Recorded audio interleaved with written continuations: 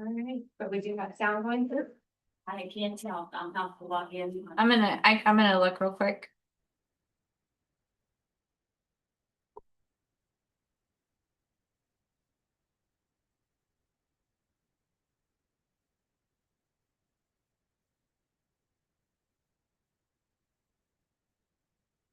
I don't know. I mean, yeah, it shows that we're on YouTube.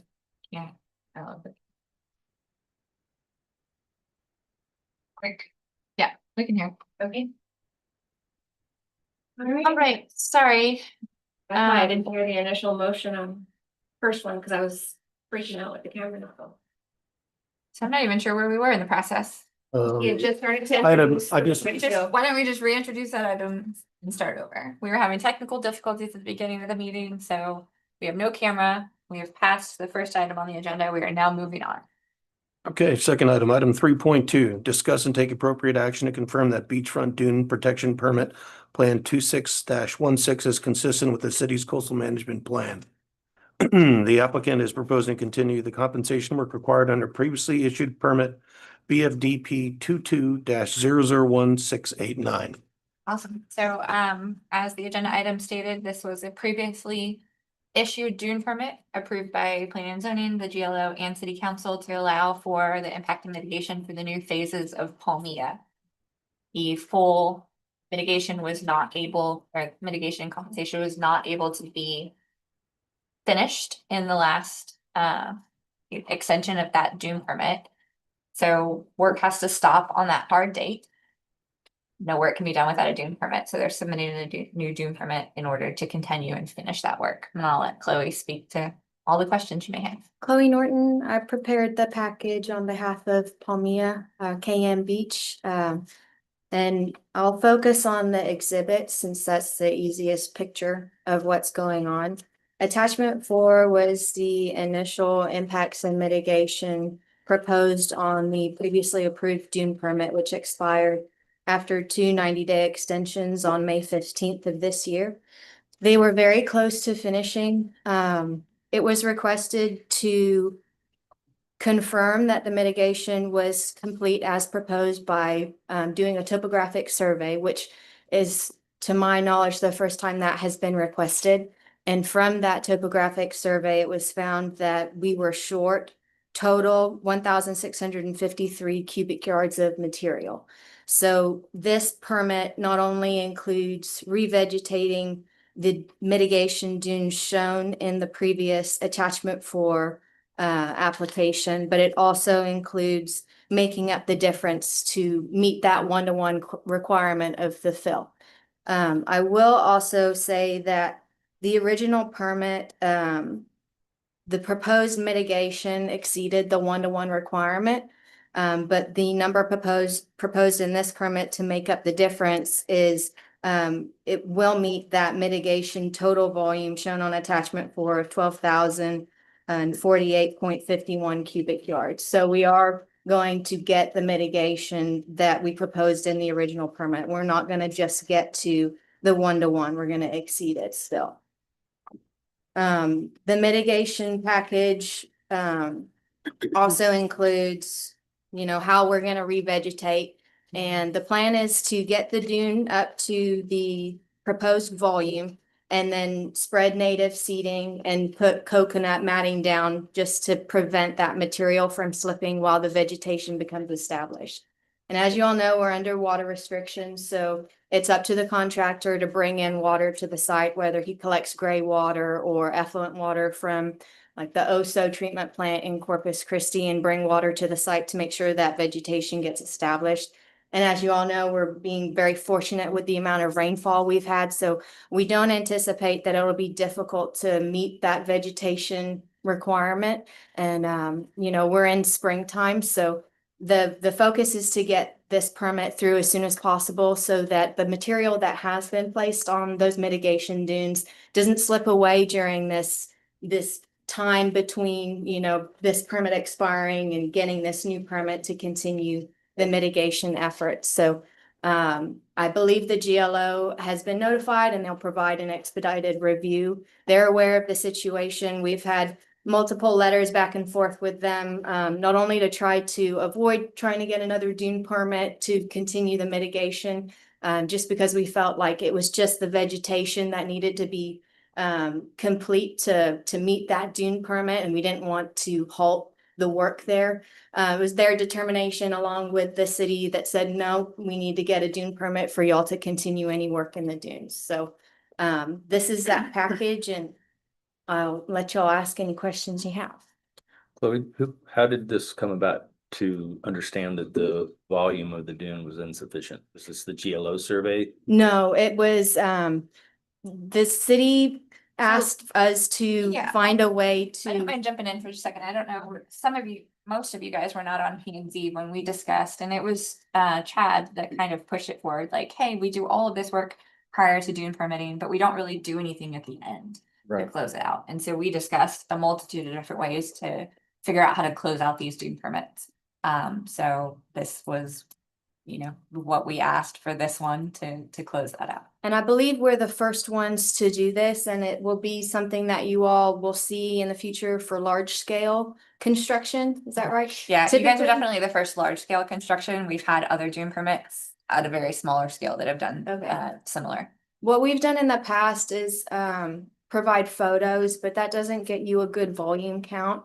And luckily, you know, they chose us to do this, and we have good, you know, 3D CAD modeling software. So the surfaces that we created to show the impacts, we were able to compare that with the new surface we generated, and that showed us, you know, exactly down to the decimal point how much volume they were lacking. And it's not just in one area that it was lacking. It's, you know, this area is a little short here, this area is a little overfilled here. But the net result of the volume was that we were short that much. And instead of going and putting it in, you know, all the places that we said to get the contours to look the exact same as what was proposed, the best thing to do is just put it in that one spot where it was lacking the most to build that dune up to what was permitted. And so we have been in discussions with GLO. Like Chloe said, we did try to see if there was a path forward to just let this kind of ride out. But they, you know, they were hard and fast on their rule. There's no debate process that allows continued construction past the second dune extension. So that's why you see the dune permit here. They have assured us that they will expedite this. Once you guys approve it, I will send it to them this afternoon or tomorrow morning. And they will expedite that and have that ready to be on the next council agenda, where typically we skip a meeting and it wouldn't be until July. I just don't want to leave that sand and that area unprotected. Does for the that dune long. permit require 3 readings? No, It's just one. it's just It's just ordinance. one approval. It's just one approval. Okay. Yeah, typically the GLO will take 30 business days after submission to review that permit, and Yeah. they take up until that last 30 days. Yeah. But they have assured us in this instance that they will. With regard to the vegetation or the revegetation, it's probably noteworthy to mention that they do have, Palmia does have their own water source. So they've got a big lake that they draft from, and sometimes it's brackish, but they typically pull from the top. So the water is good quality. In fact, I believe they're watering most of the neighborhood with that water as well. We get that water directly from this treatment plant, Mhm. but we leave it up to the contractors' means and methods so that we don't limit them to where they can provide water, so that, you know, it has the best chance of being revegetated. I Right. don't want to limit them. The only way we limit them is they cannot cause any further impact. So whatever method they use to get the water there, they're not allowed to bring in equipment to the dune area that would cause any further impacts or anything like that. What percentage approximately of the compensation fill, the material itself, do you get from offsite? Is the majority of it used or gathered from grading? Majority of it is used from grading. In this case, I believe they have some more excavation going on beyond the 1,000-foot dune line, so they can use some of that material to bring this way. I don't think that they typically bring in material from Island Construction, although that's where they would source it if. It's all being purchased on site. Okay, that's what I thought. So it's all the same type of sand and. Okay. Yeah, that's the benefit of such a large Yeah, scale thing. yeah, is for You've got sure. enough, you got enough dirt on Right. site to. And 1,653 cubic yards sounds like a lot if you're thinking in terms of a 8-yard dump truck. Right. But in terms of a big bulldozer scooping it up and making big piles, it's probably not. Yeah, it's definitely a small effort compared to what the total effort for this. Yeah. Has been. How will you get the soil there? I did not designate a way that they would do it, but I imagine it would be a bulldozer. Is that how Mako has done it so far? I didn't really push it. How will they get the material? Without damaging the surrounding dunes, how will they get the extra soil there? Yeah, we've got sort of a work corridor that's already there that we were using. If you Previous doing permit, so we included these. If you take a look at the, one of the topographic survey sheets, it's sheet 3 of 4. You can see their path to that dune that's existing there. And, that's part of the revegetation effort too. Wherever it is outside of that lot line. How long was the original permit and the extensions? Every dune permit is good for 3 years, Okay, and you can have 2 extensions of up to 90 days each. They're another half a year. okay.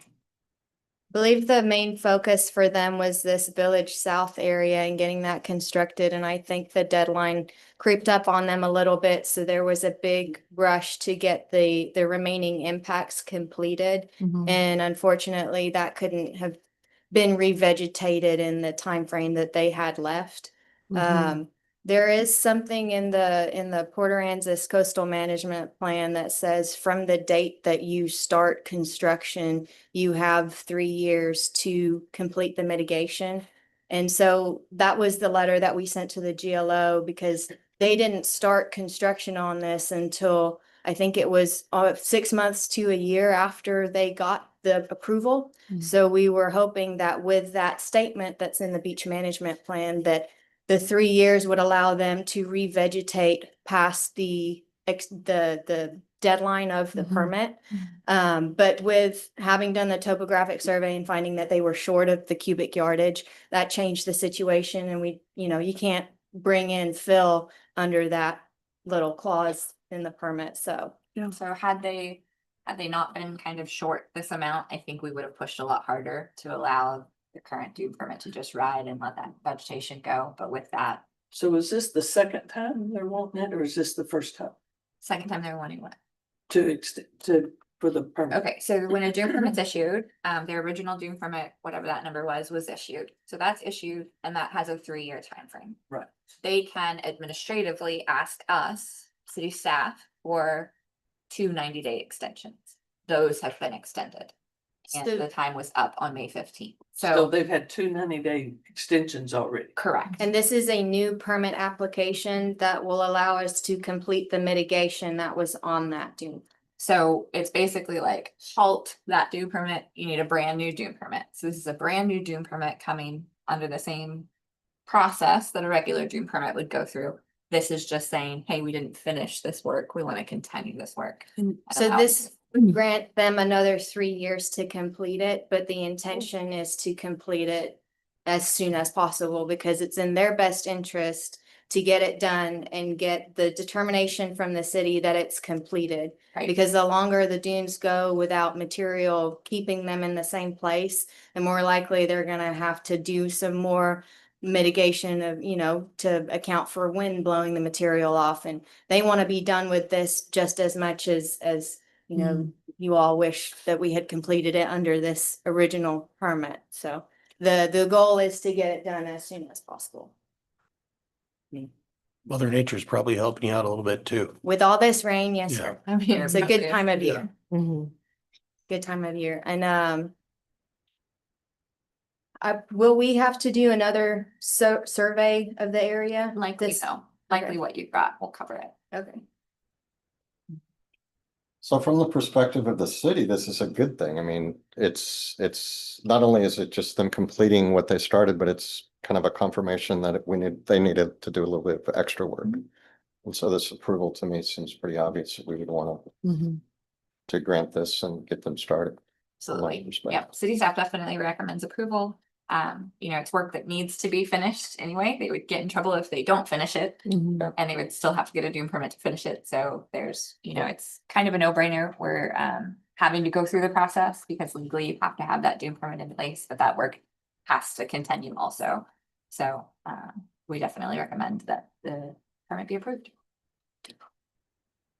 Any other questions?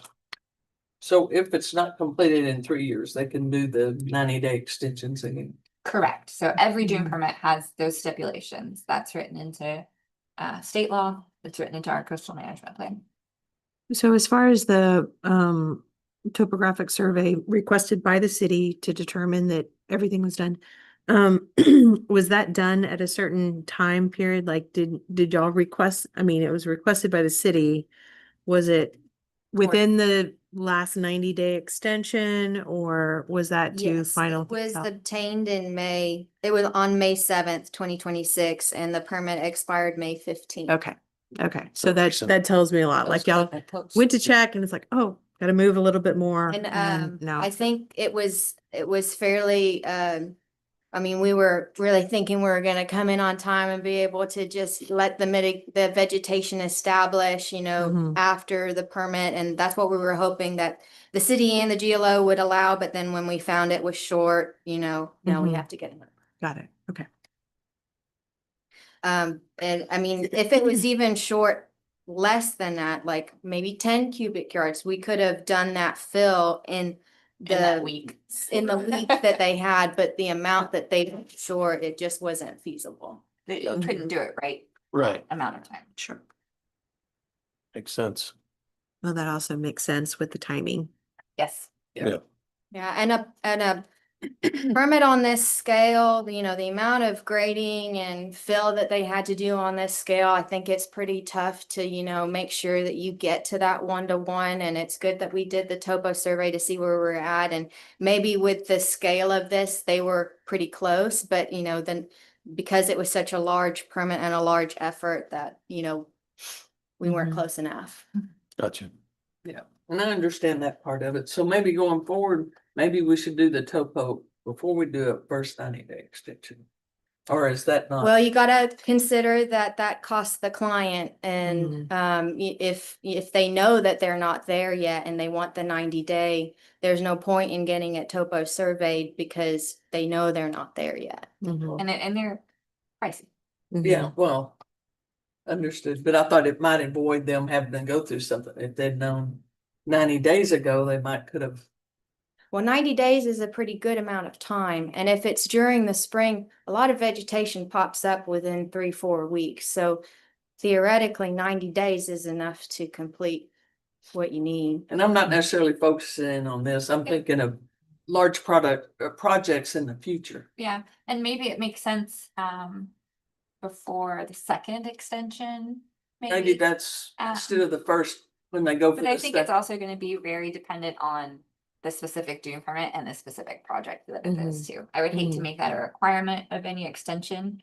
Well, I would think too Because the that extension is But it's to just finish the food for work. thought. Right. Yeah. If you're going in for your second 90-day, maybe get it and go, oh, crud. Well- We've got to do this or that, or Probably wouldn't need a full topographic survey. You could probably just shoot some elevations. Y'all know Mhm. pretty much where it's lacking, so. and I that might mean- be a good idea too. Yeah. I'm just Leave it thinking up of to going them forward. rather than us, like, Right. Right. reiterate to them at that extension period. But nonetheless, checks and balances in place and working. Right, we thought we were pretty close, we shot elevation, but came a little more here and there. But. And that's because part of the scale contractor's of scope. Everything, it was a Mhm. little here, a little there, just to cover that up to. And again, on paper, everything is so easy Oh, to, yeah. put an exact number to. Right. Sure. In practice, in real life, it's much more difficult. Sure. Can I invite a motion? I'll make a motion to approve. Sorry, I don't have the dune permit number. Plan 2616. Plan 2616. As presented. A second. A motion from Richard and a second from Bill. Brenda Owens, Yes. Felicia Foster, yes. Eric Gipke, Yes. Richard Kate, Yes. Bill Strader, Yes. Mike Dayon, Yes, motion carried. okay. Item 4, Planning and Zoning Commission comments and items for future consideration. Okay, so we do already have an item for our June 25th meeting. We've got a minor plat that has a small variance, which makes it come to you guys for approvals. My daughter has new student orientation at A&M the day before our meeting and the day of that meeting, so I was hoping that you guys would be amenable to either changing it until a little bit later in the day or changing the day altogether to the next day, which would be the 26th, which is a Friday, or 29th, which is a Monday. If not, it's okay. I can leave a little, we can take 2 cars and I can leave a little bit early and be back here, but it doesn't No. end until 2 o'clock. Monday would be Can we better do for it? me. I would, Monday. Monday would be better for me. I'm not sure I can do Monday, but Mm. Monday would be best for me, probably. Okay. Friday, I'll, Because if we did, Friday for sure. if we wanted to move it to 5 o'clock, I could probably be back here in time for that as well. No. Okay. I mean, it's up to everybody. but I would say just move it to Monday and then that way. It's a pretty important day. You don't need to rush that. Mhm. Okay, Yeah, I appreciate that. for real. Yeah. You might have some Big- ferry traffic, just saying. Yeah, but no, don't rush back. I'm just saying. Okay, so Friday and- Monday at 3 is gonna be okay. Sounds like a plan. Yeah, if we could do later, that would be better, but Do 4, Monday at 4. Sure. Monday at 4. Already. You could start testing your 4 o'clock time. Yes. Hmm. All right, that's all I have. I think it's gonna be a very fast meeting. I think it's gonna be just a, provided we don't get anything else, which we still have time to do. Mhm. Okay. I have put it in. I'm excited. I would send Dad, but he's not a good note. Okay, You with might that, not send anyone, huh? So the 29th Monday, the at 29th. 4. Okay. He's a good note taker. I wouldn't worry He too is. much about it. And I wasn't worried about it. Alright. They were only registered to go together, but then I was reading the paperwork and it's like, we're gonna separate the students and parents and give the students a lot of information and the parents a lot of information. I went, "Ooh, I bet you. that's not a good idea. Sorry. Love all that. right. We'll adjourn the meeting at 3:33 PM. Right. Thank you, everybody. Awesome. Thank Thank you. you. Thank you. Thank you.